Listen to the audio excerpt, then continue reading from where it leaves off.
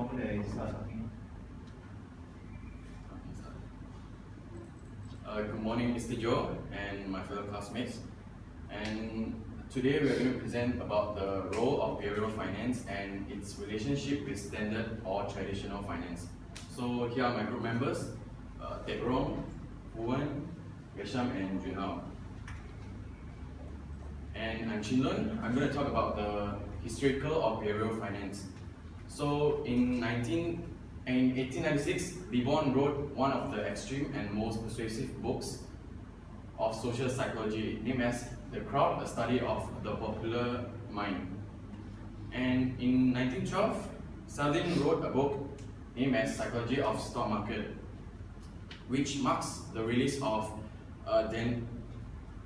which was based about the perception that the fluctuation of prices on exchanges are reliant on to a very considerable degree on the mental attitude of the investing and trading public. And in 1956, Festinger, Ricken and Shatter introduced a new model in social psychology, namely the theory of cognitive dissonance, which occurs when two simultaneously held cognitions are inconsistent. And in 1979, Daniel Kahneman and Amos Tversky prospect theory, a study of decision making under risk. They find that rather than calculating the universe of potential outcomes and selecting the optimal ones, investors calculate outcomes against a subjective reference point such as the purchase price of stock. Next. So, Daniel Kahneman and Amos Tversky were shortly joined by a third so-called founding father, Richard Taylor. In 1980, Taylor published an article named as Toward a Positive Theory of Consumer Choice about investors' propensity towards mental accounting. And in 1985, the seminal paper by Libon and Taylor, Does the Stock Market Overreact?, published in the Journal of Finance. In the study, Libon and Taylor examined the 35 best and worst performing stock in the New York Stock Exchange over a 3 year period. They created two portfolios where one is for the winner and one is for the loser, and tracked them against a market index for 3 additional years. And finally, the last breakthrough happened in year 2000, where Andre Schleifer introduced formally an alternative approach to the study of financial markets, behavioral finance. In his book, Inefficient Markets, An Introduction to Behavioral Finance, Schleifer did what was missing, which was to compare the efficient market theory to his proposed new theory of behavioral finance. Thank you. So now I'm going to pass it to Teck Rong to present his part. Okay, so now I'm going to explain about the differentiate of traditional finance and behavioral finance. So now I'm going to introduce what is traditional finance. So the first, traditional finance is focused on how individuals should behave. And in traditional finance, it shows that investors are considered logical and rational. And the investments are based on calculation and pure mathematics. And all of them use the utility theory to maximize the profit. And next is behavioral finance. What is behavioral finance? Behavioral finance is about recognizing the way the information presented to investor can affect their decisions. That means that an investor decision can be affected by the information they receive or their emotions. Like investor decision-making process can be affected, such as emotional and cognitive bias. Because of these two bias, it will occur the investor to have the poor investment decisions, and it will affect them. And next, I'm going to explain the differentiates in details. Right? The differentiate between traditional finance and behavioral finance is both of them have different way of making decisions. One of them is focusing on the calculations, and the traditional finance focusing on tradition, focusing on the calculations and the theories. But for the behavioral finance, they're more focusing on their feelings, their emotions, and the information that they receive. And the next is impact on the market after mistakes are made. What is about the impact? I'm going to give examples. Right? A lawsuit is brought to a tobacco companies, and because of that, a lot of investors, the tobacco company A lot of investors start to selling their shares, and this will occur the share of the tobacco company A to drop. And because of this, other tobacco industry companies such as tobacco A and B, all the investors will sell their share also because they scare that the lawsuit will come to another tobacco company also. And because of this, one mistake of the tobacco companies, it affects all the market of the tobacco companies. And this is behavioral finance. And this is the impact that they make. But for traditional finance, the investors are more rational and they will look at the calculations and maybe they will sell the share and it won't affect the market. And the last is lesson from the past mistake. So that's all for my parts. I'm going to pass my next part to Evan. Thank you. Good morning everyone, and Mr. Joe. And I'm now discuss what is explanation of market anomalies by behavioral finance. So what is market anomalies and how will it happen? In financial market, anomalies refer to a situation where the security or a group of securities perform contrary to the notion of effective markets, where security prices are said to reflect all available information at any point in time. The following is a quick summary of some of the anomalies found in the financial literature. The first one is January effect, and the second is the winner's curse.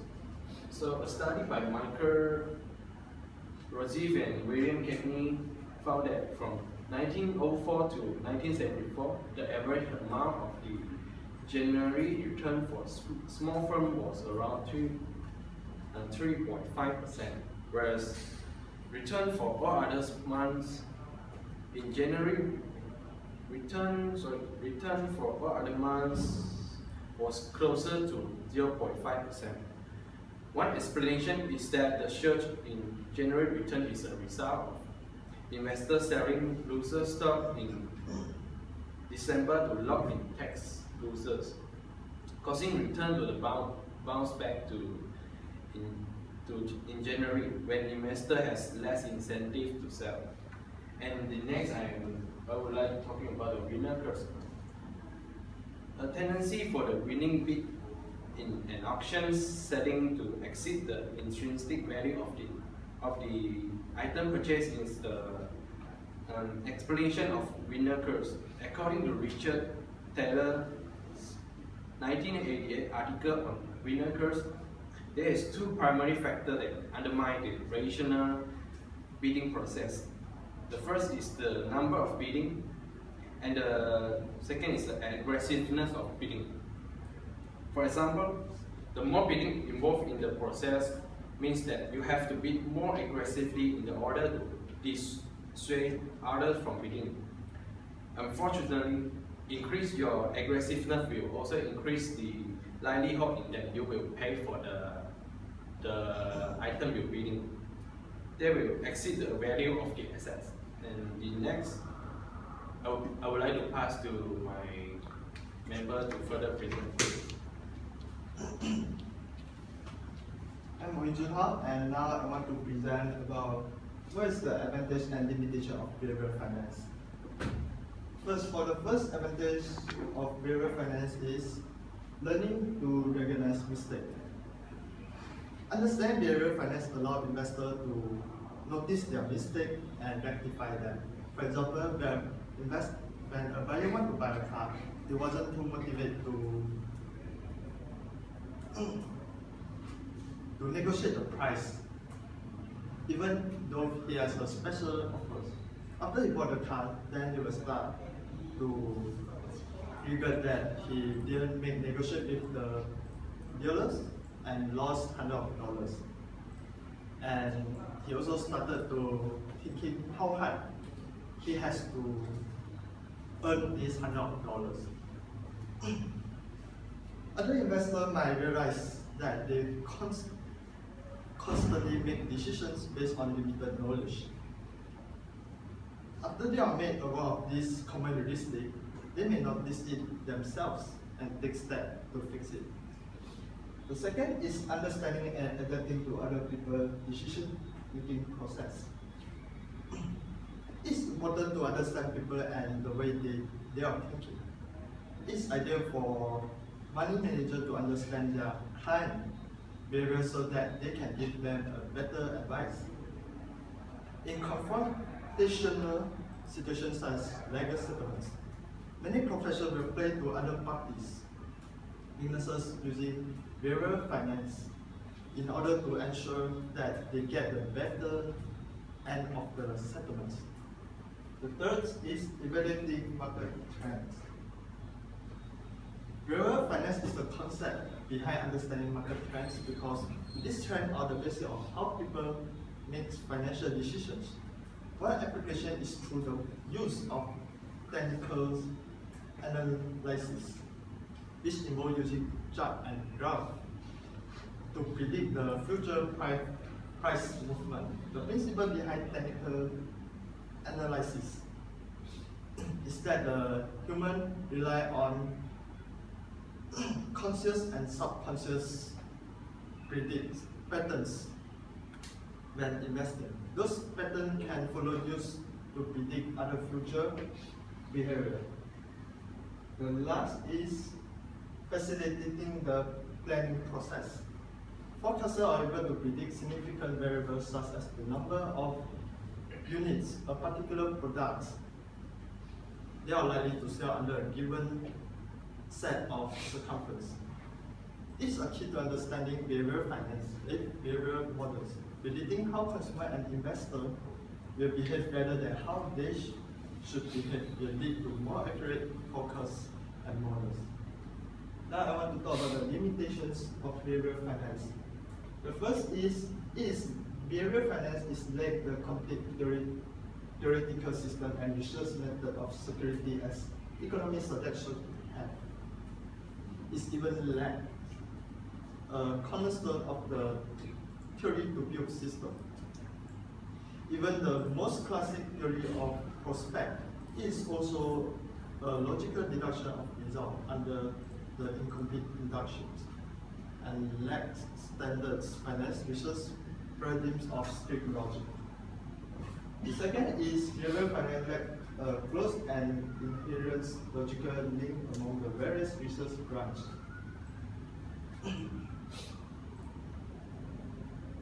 Lastly is lack integrity.